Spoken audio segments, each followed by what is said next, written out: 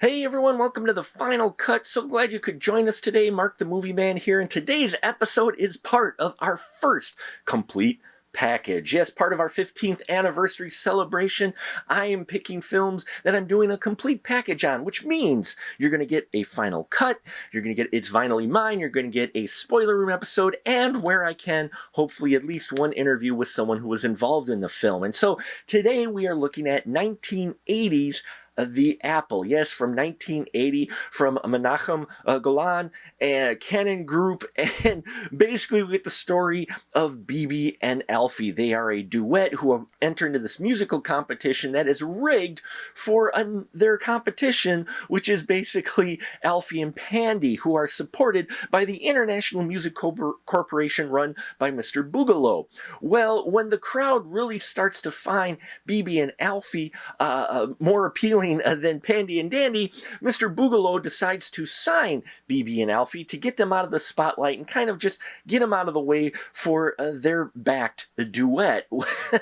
Bibi jumps on the train right away, while Alfie is reluctant to sign on with Mr. Boogaloo, thinking there's something more nefarious going on here. And we watch how the world of rock and roll pulls Bibi in and corrupts her, and how fame takes over, while Alfie tries to rescue Bibi from this world of seduction and debauchery.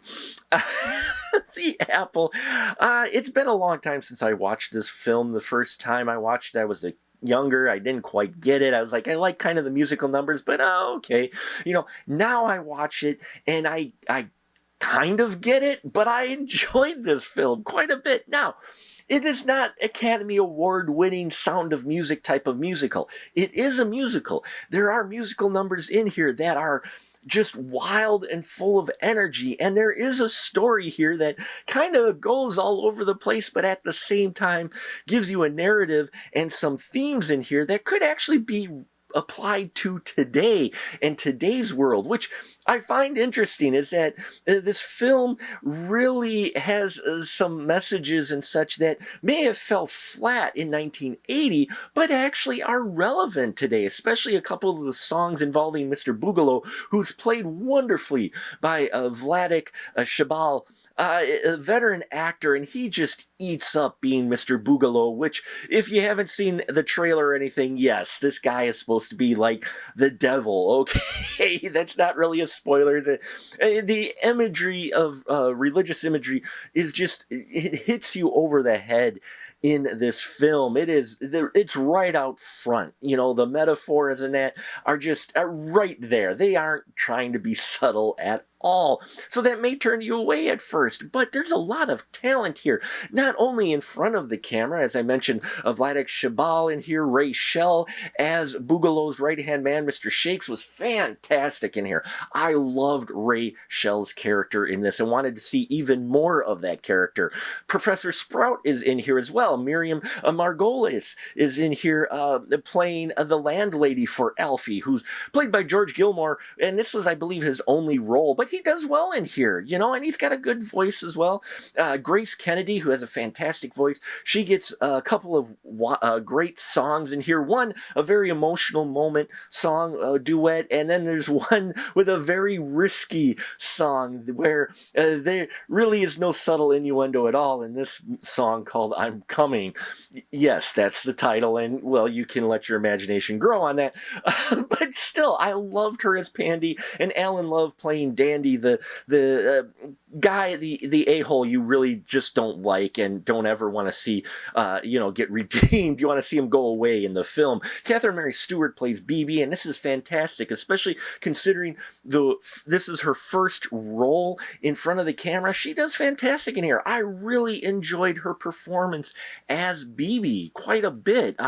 And yeah, I mean, the production design in this film is just mind-bogglingly big. The scope and the set and the musical numbers, especially when we get to the song that is the title of the song, The Apple, this wild Dante's Hell type of scenario with people with fantastic makeup actually in here, and it's just a crazy musical number. You get another one in here for Speed, and that's a well choreographed number too. I mean, you've got a very large cast and large set sets. You could tell they wanted this to be a blockbuster, and unfortunately it didn't, but it has gained a cult following.